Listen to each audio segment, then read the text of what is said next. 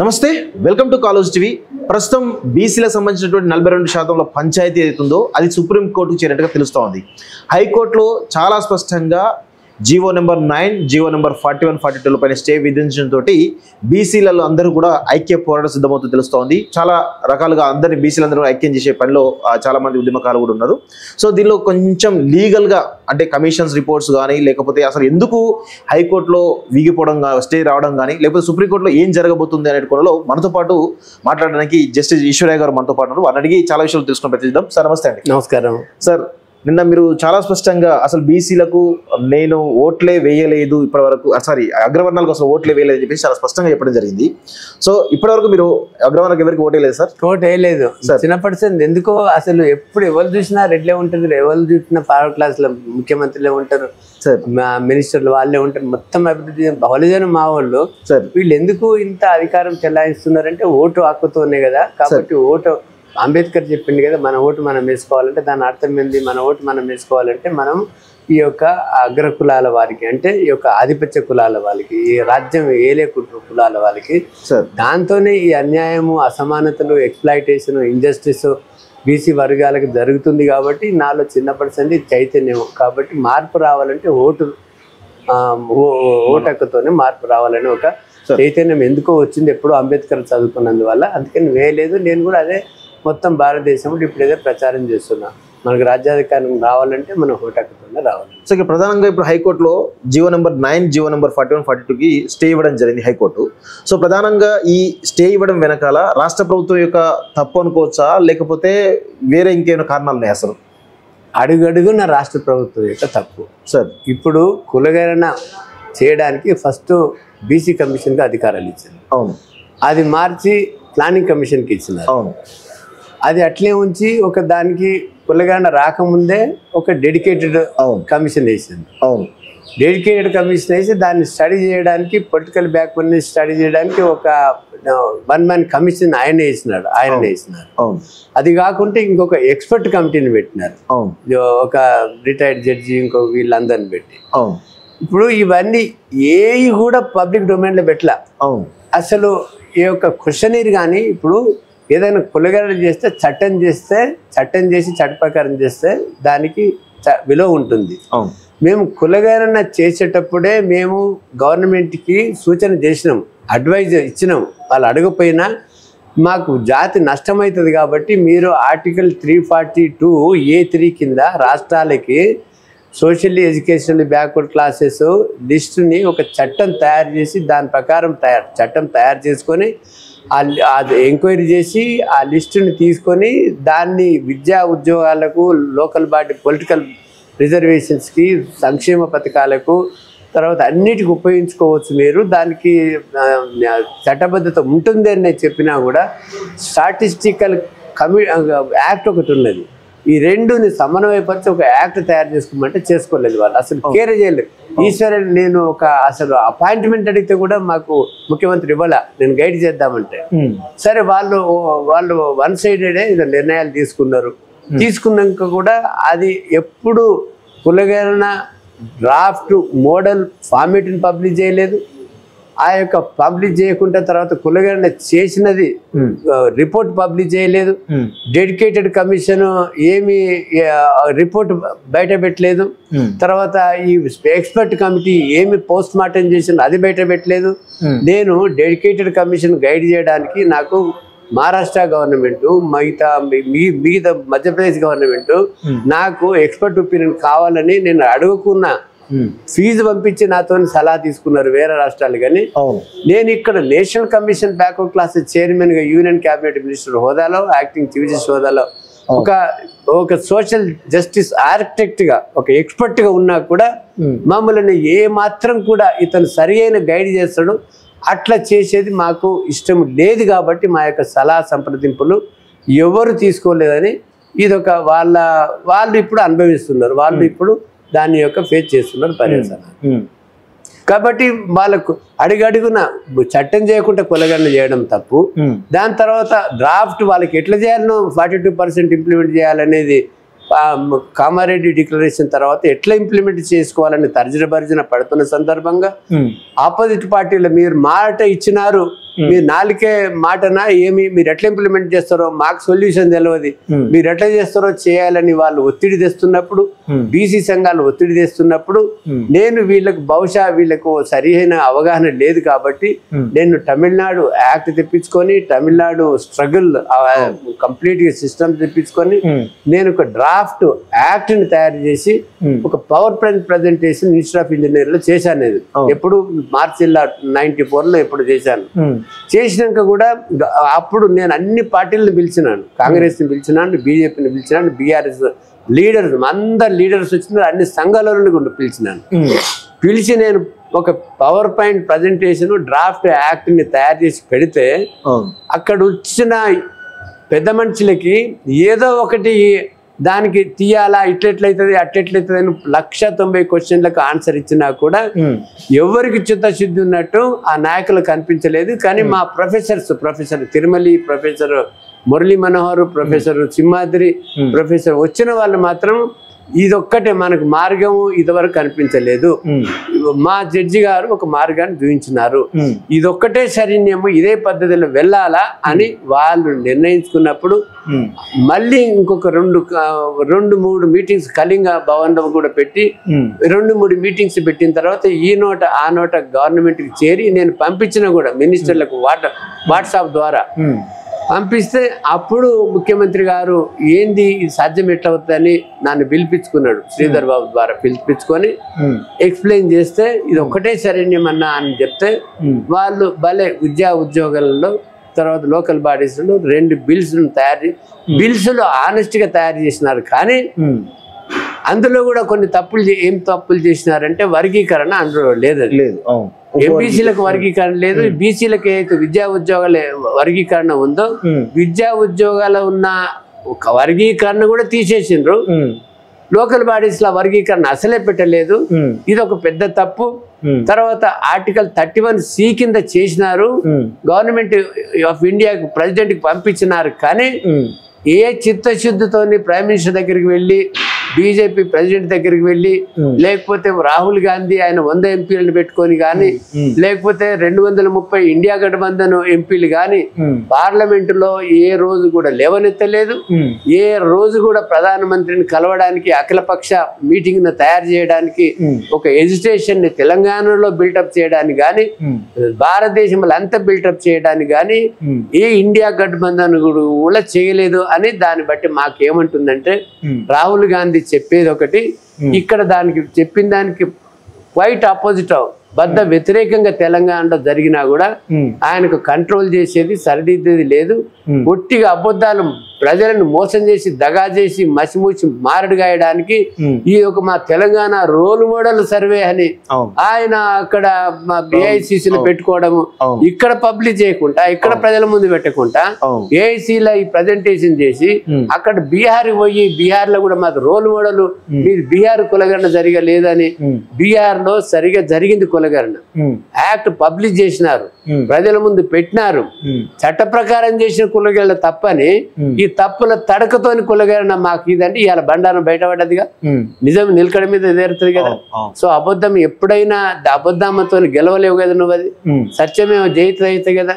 నేను ఏం చెప్పినా కోర్టులో వేసినప్పుడు కోర్టులో ఇప్పుడు చట్టం చేసిండ్రు, పంపిండ్రు, మా అక్కడ జంతర్ మంగళ దగ్గర ధర్నా చేసిండ్రు, రైలు బుక్ చేసిండ్రు, ఆయన వాళ్ళు కావాల్సిన వాళ్ళని పిలుచుకుంటూ పోయినాక ఏమైంది దానికి ఇప్పుడు చట్టబద్ధత లేనందువల్ల సిన్సియారిటీ లేనందువల్ల ఓ పబ్లిక్ ఒపీనియన్ కి పబ్లిసిటీ గురించి చేసిన పనులే కానీ నిజమైన బీసీలకు 42% రిజర్వేషన్స్ కావాలని చిత్తశుద్ధి ఏ పార్టీకి లేదు, బీజేపీకి లేదు, బీఆర్ఎస్ కి లేదు, కాంగ్రెస్ కి లేదు, కమ్యూనిస్ట్ ఏ పార్టీ కూడా లేదు.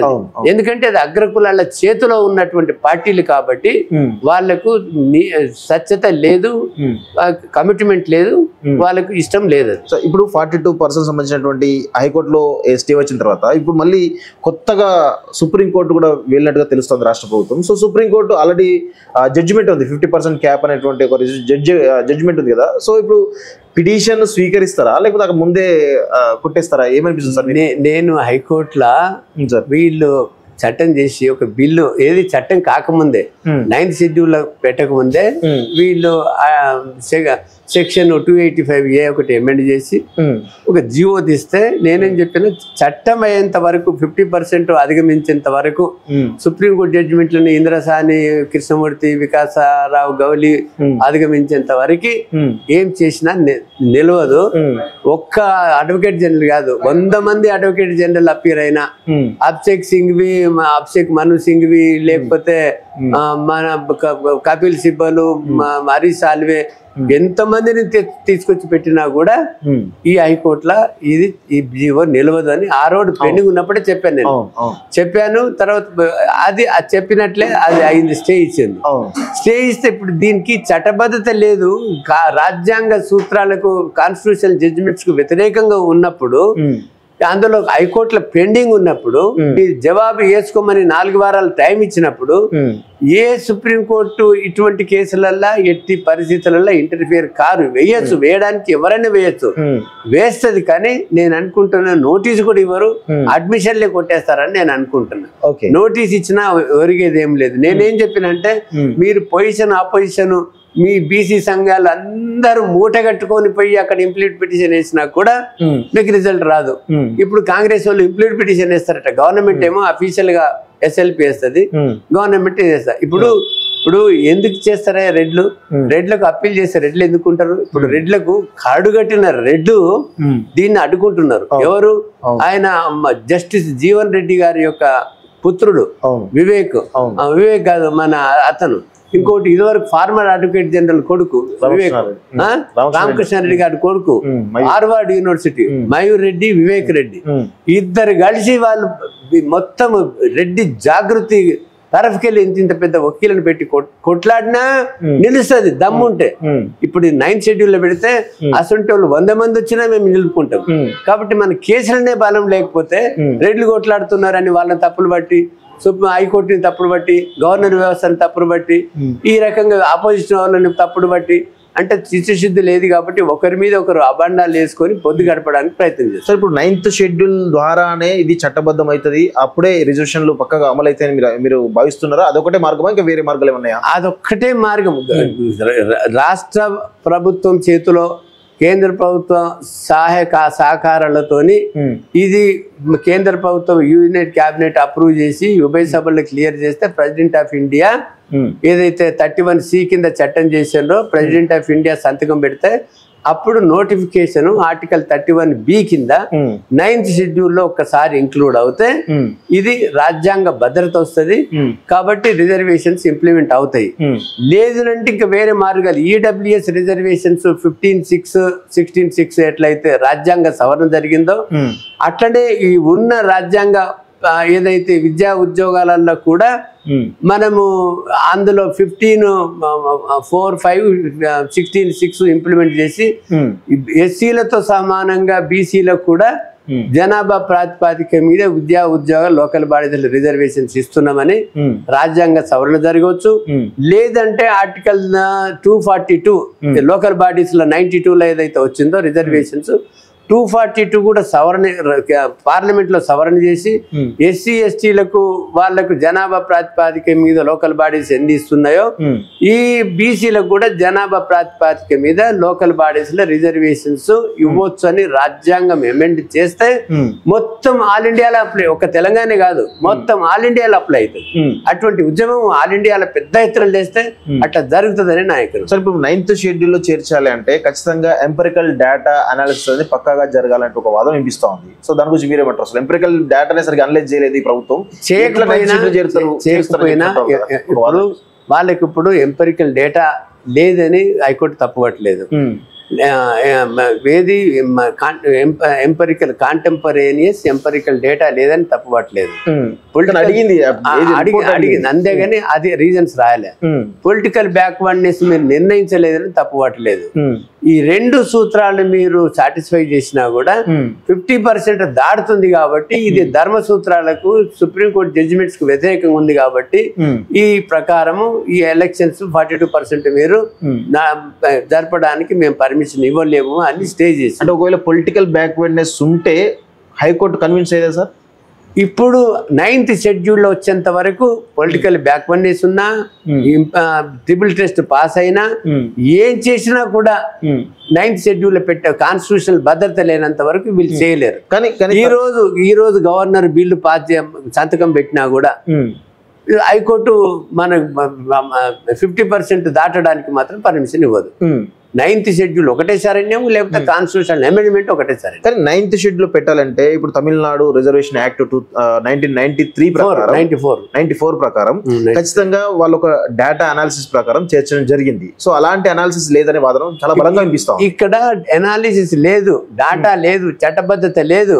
తమిళనాడులో కూడా డాటా లేదు, చట్టబద్ధత లేదు. ఈ ఏదైతే 2010 Krishnamurthy versus union of India ఉందో అంతకంటే ముందు నుంచి తమిళనాడులో వస్తుంది. 1990లో కరుణానిధి 69% బిల్లు తెచ్చినాడు. 19 నుంచి ఇంప్లిమెంట్ అవుతుంది. 2 ఏళ్ల తర్వాత మండల్ కమిషన్ వచ్చింది, సుప్రీంకోర్టు జడ్జిమెంట్ వచ్చింది. 50% దాటది.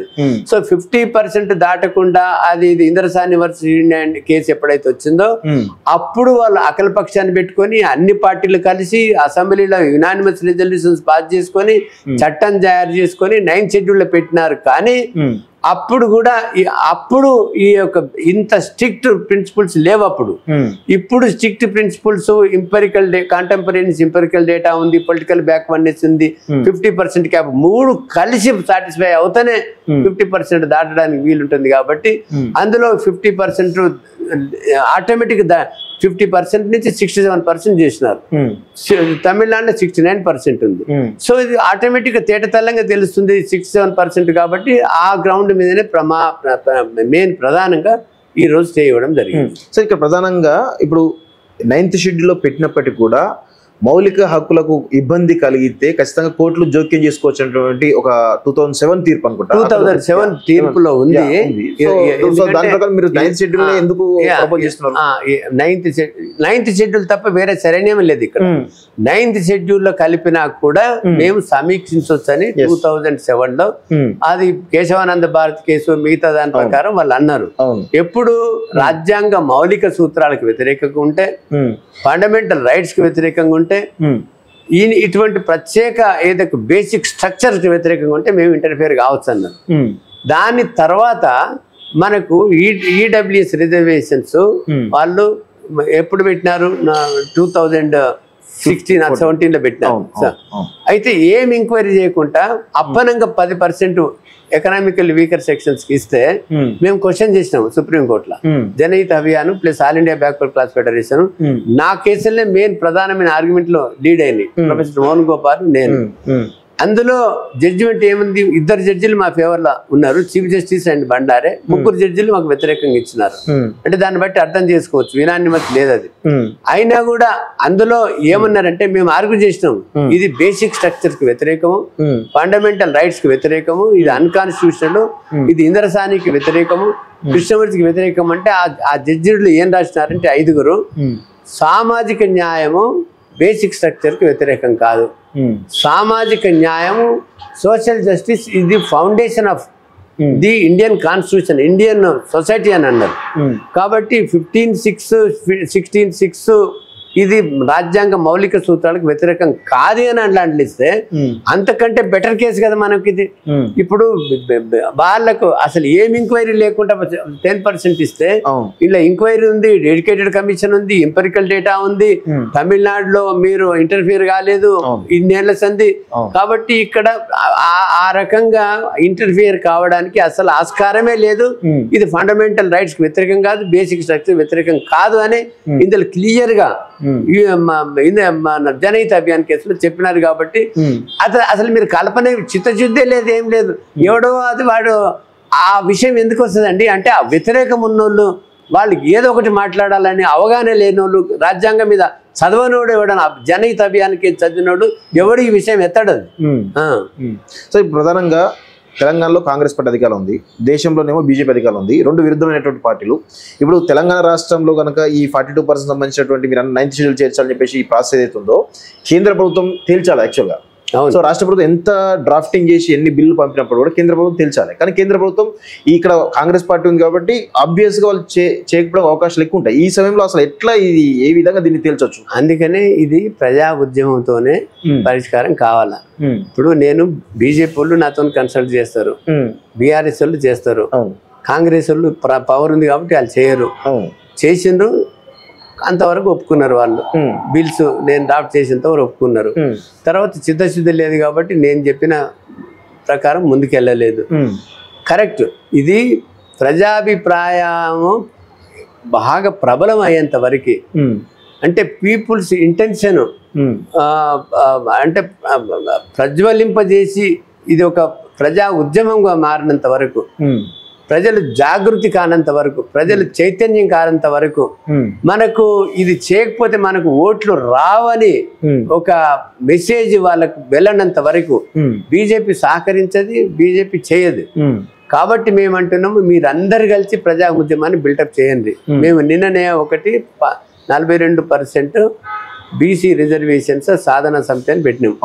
నేను, చిరంజీవి గారు, విశారద మహారాజు, కొన్ని సంఘాలు కలిసి మేమేమంటున్నాం, మేము నిన్న మహేష్ గౌడ్ గారు కూడా పిసిసి ప్రెసిడెంట్ ఏమన్నాడు, బీసీ సంఘాలు ఈ సాధనకు ప్రయత్నం చేసినా మా సహాయ సహకారాలు ఉంటామన్నారు.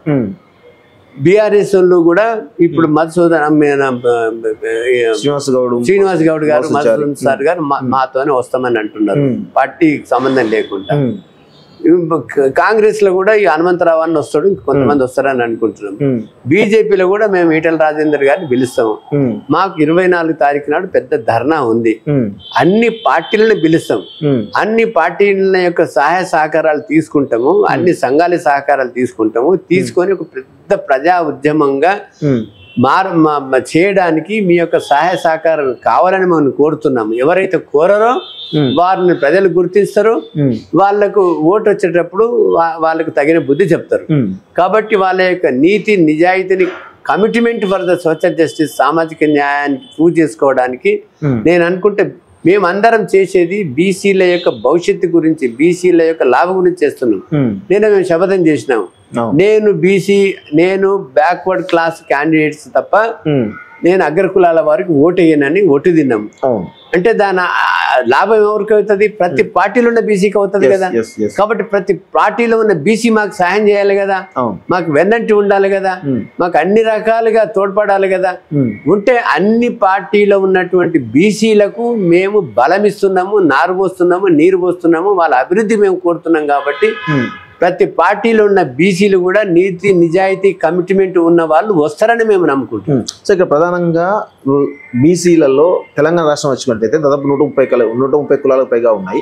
సో దానిలో ఎంబీసీలు, సంచార జాతరకు అసలు పొలిటికల్ రిప్రజెంటేషన్ లేదు. సో మీరు ఎలా బీసీలో 42% ఉంటారు, అలా మా వాటా ఏందనే దాంట్లో ఇటు సంచార జాతర కావచ్చు, ఎంబీసీ నుంచి ఒక ప్రధాన వాదన వినిపిస్తుంది. దాని గురించి మీరేమంటారు సార్? నేను నా డ్రాఫ్ట్ బిల్లులో, డ్రాఫ్ట్ లెజిస్లేషన్లో నేను వర్గీకరణ చేస్తున్నాను.